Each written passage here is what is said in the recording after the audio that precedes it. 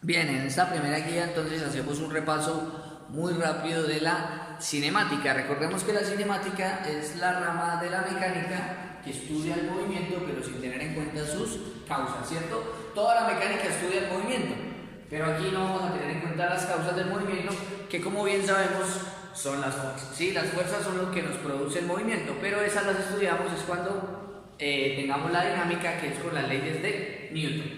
Entonces, aquí básicamente me voy a concentrar en el movimiento parabólico porque es como el mejor resumen de toda esta temática, ¿sí? El movimiento parabólico es un movimiento en dos dimensiones, por eso reúne dos parámetros muy importantes del movimiento, que son el movimiento rectilíneo uniforme y el movimiento uniformemente acelerado. Entonces, al ser el movimiento parabólico una combinación de esos dos, es importante tenerlo en cuenta, ya que este nos permite pues modelar los movimientos cerca de la superficie de la Tierra, ¿no? Entonces, rápidamente, recordemos que el movimiento rectilíneo uniforme, ¿sí? Con sus siglas que son generalmente así, es aquel que tiene velocidad constante, ¿sí? Y en términos de ecuaciones, nosotros teníamos que la ecuación siempre es que delta de x es igual a la velocidad inicial por el tiempo, ¿sí? Ahora, en el movimiento uniformemente acelerado, como su nombre lo indica, la cantidad que se mantiene constante es la aceleración. Entonces, el movimiento uniformemente acelerado lo que tiene es aceleración constante. Ahí sí tenemos una serie de tres ecuaciones que son más o menos así. La velocidad final es igual a la velocidad inicial más la aceleración por el tiempo. Aquí el cambio en el desplazamiento es igual a la velocidad inicial por el tiempo más un medio de la aceleración por el tiempo al cuadrado. Y por último, la velocidad final al cuadrado es igual a la velocidad inicial al cuadrado más dos veces la aceleración por el desplazamiento. Estas son las ecuaciones generales del movimiento rectilíneo uniforme y el movimiento uniformemente acelerado, pero lo que queremos es contextualizarlas a nuestro problema. Vean que aquí el movimiento uniformemente acelerado se da en el eje Y. Por esa razón, a esta distancia del eje Y ya no la vamos a llamar delta de x, sino la vamos a llamar la altura, ¿cierto? Entonces esa va a ser la altura. La altura que generalmente va a ser la altura que alcanza el proyectil que lanzamos, ¿sí? Y en este contexto, la aceleración es una aceleración muy especial. Se llama la aceleración de la gravedad. Y para efectos de cálculo, nosotros siempre la hemos manejado como 10 metros por segundo. Sí, el valor exacto, según los libros de texto, es 9.8 metros por segundo al cuadrado. Sí, muy importante, no me olvide ese cuadrado, creo que se me acaba de olvidar, pero las unidades son metros por segundo al cuadrado. Nosotros trabajamos muy bien con el valor de 10. Como ese es el valor de la aceleración, entonces aquí en vez de A vamos a tener el término G.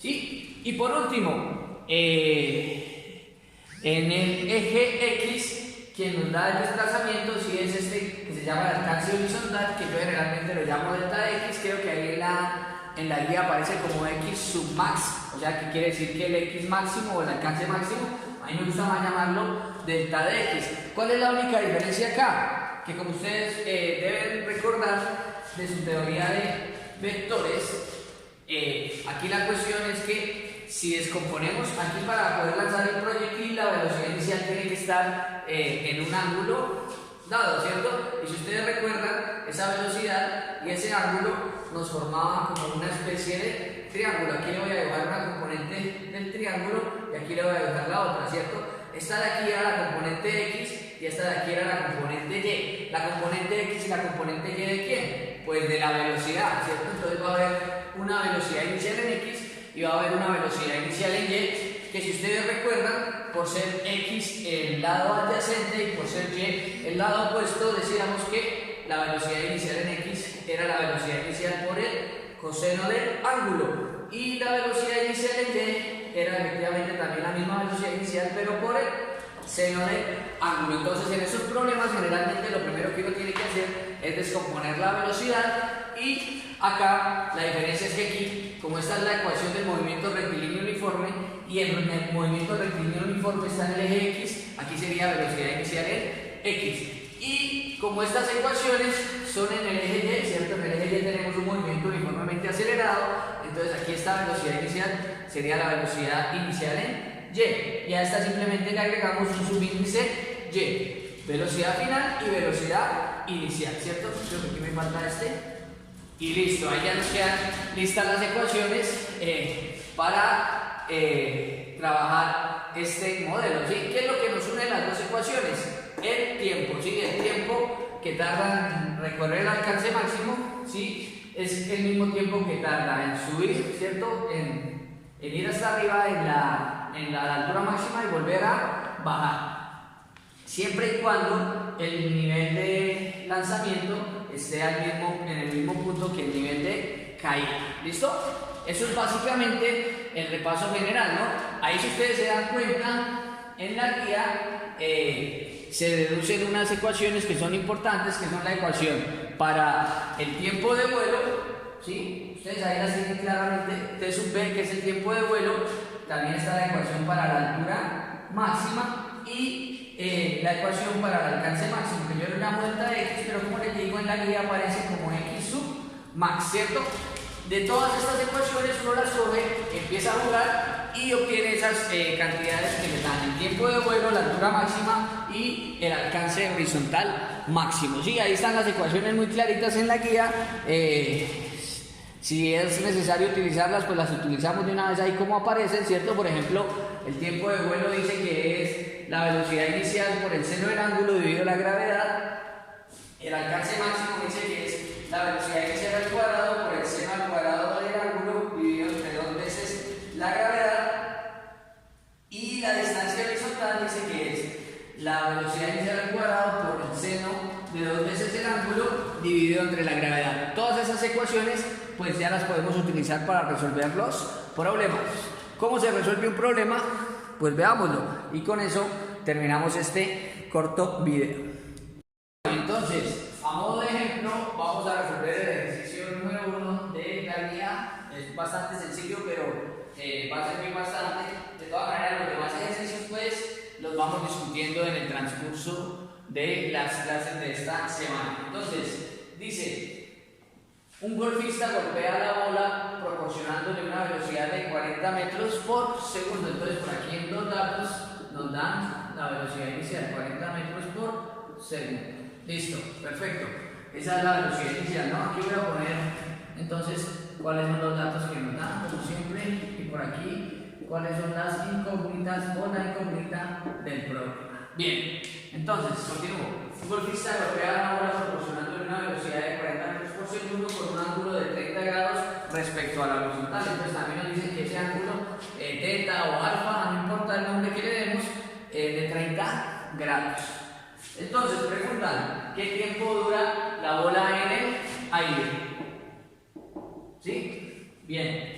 Segundo, ¿cuál es su altura máximo? Y tercero, ¿cuál es su alcance horizontal? Bien, esto lo voy a hacer, voy a ponerlo como X máximo porque así creo que lo ponen en la guía. Si ustedes se dan cuenta, este ejercicio es súper fácil teniendo en cuenta las ecuaciones que ahí nos dan, ¿no? De hecho, lo único que hay que hacer es reemplazar, ¿sí? Entonces, bastante sencillo. Teníamos la ecuación para el tiempo de vuelo, ahí nos la daban, ¿sí? Nos decían que el tiempo de vuelo es igual a la velocidad inicial por el seno del ángulo, aquí como lo llamé teta, pues pongo seno de teta, dividido entre la gravedad, ¿sí? Y vean, muchachos, que si ustedes se ponen y reemplazan las magnitudes que tenemos, ya encontramos la respuesta, ¿no? ¿Cuál es la velocidad inicial que nos dan? 40 metros por segundo. ¿Cuál es el ángulo? ¿Seno de quién? Seno de 30 grados. Y la gravedad, como yo lo decía, siempre y cuando estemos en el planeta Tierra, lo vamos a tomar como, 10 metros por segundo al cuadrado. ¿Listo? Entonces, ¿aquí cuánto daría? 40 por el seno de 30. Si no estoy mal, el seno de 30 vale 1 medio, entonces sería 40 por 1 medio daría 20, y 20 dividido entre 10 daría 2. ¿2 qué? Si ustedes hacen el análisis, aquí metros se cancelan con metros y unos segundos se cancelan con otros segundos. Como esto está segundos al cuadrado, quedan unos segundos y por la regla de la oreja pasan arriba. Entonces el tiempo de vuelo ahí sería de 2 segundos, ¿sí? Continuamos. ¿Cuál es la altura máxima? Facilito. Entonces la altura máxima, ahí también nos dan una expresión para calcularla. Si no estoy mal, es la velocidad inicial al cuadrado multiplicado por el seno al cuadrado del ángulo, nuevamente lo llamo θ, y eso dividido entre 2 veces la gravedad. Voy a rectificar rápidamente. Efectivamente esa es la altura máxima, que ahí en la guía aparece como Y máximo, ¿cierto? Y porque el movimiento es en el eje Y, ¿cierto? En el eje Y es que estamos midiendo la altura. Nuevamente pues reemplazamos. Y tal vez tengamos que utilizar la calculadora, siempre ustedes procuren utilizarla, porque pues no está uno exento de cometer cualquier error, ¿cierto? Y aquí 2 veces la gravedad, 2 por 10 metros por segundo al cuadrado, ¿sí? Y sería pues nuevamente reemplazar todos los valores en nuestra calculadora y ver cuánto nos da, ¿no? Entonces aquí comiencen por el seno de 30, vean que el seno de 30 al cuadrado, o sea que ese 1/2 toca elevarlo al cuadrado, o sea que quedaría como 1/4 multiplicado por 40 al cuadrado. Es un número muy grande, al final da 400, y 400 dividido entre 20, porque 2 por 10, 20, nos daría 20, ¿cierto? O sea que quedarían 20 metros. Y pues para calcular la altura máxima, que sería la repetición de la repetidera, ¿sí? Utilizaríamos entonces ahí la expresión, perdón, la altura máxima, no el alcance máximo, utilizaríamos la expresión que nos dan ahí para el alcance máximo. Si ustedes revisan ahí X o X máximo, dice que es la velocidad inicial al cuadrado dividido entre la gravedad, pero multiplicado por el seno de 2 veces el ángulo, ¿cierto? Sería exactamente igual, reemplazamos y nos da la respuesta. Veamos cuánto da y con eso terminamos. Este ejemplo muy sencillo, ya los demás los estaremos discutiendo en la clase para que lo entiendan mejor. La gravedad pues 10 metros por segundo al cuadrado, y aquí sería el seno de 2 por 30, ¿cierto? 2 por 30 pues sería 60. Vean que la ecuación trae un 2, pero el ángulo es de 30, entonces lo que hice fue simplemente multiplicarlo. Listo, 40 elevado al cuadrado, muy fácil, dividido entre 10 y multiplicado por el seno de 60, ¿sí? Según esto da 138.5. 138.5, bueno, pongámosle otras cifras significativas, 138.56 inclinadas, como es una distancia, esto debería quedar en metros, ¿sí? Aquí al agregar estos metros al cuadrado, estos metros quedan al cuadrado, estos segundos también al cuadrado se cancelan, pero quedan unos metros arriba, por eso la respuesta queda en metros, ¿sí? Entonces este es un ejemplo muy simple, bastante sencillo, donde simplemente hay que reemplazar. Les quería mostrar porque yo generalmente nunca utilizo estas ecuaciones para hacer los cálculos directamente, utilizo otras expresiones, empiezo a jugar con las ecuaciones de movimiento uniformemente acelerado y movimiento rectilíneo uniforme, pero por esta vez me parece que era interesante que miráramos esas ecuaciones, que viéramos cómo se utilizan, y pues nada, a partir de ahora ya las conocen, pueden empezar a utilizarlas. Estas se aplican siempre que el punto de lanzamiento y el punto de caída estén al mismo nivel. Si no es así, no se puede utilizar. Esa es la limitación de estas ecuaciones. Bien, con eso finaliza la explicación de esta primera semana. Espero este video los oriente un poco acerca de lo que queremos hacer. Son ejercicios bastante sencillos. Creo que son solo 4 ejercicios, seguramente no van a tener problema. Ya resolví el primero, el más fácil, pero ustedes tendrán que resolver los otros 3. Bien chicos, que estén muy bien, nos estamos hablando, chao.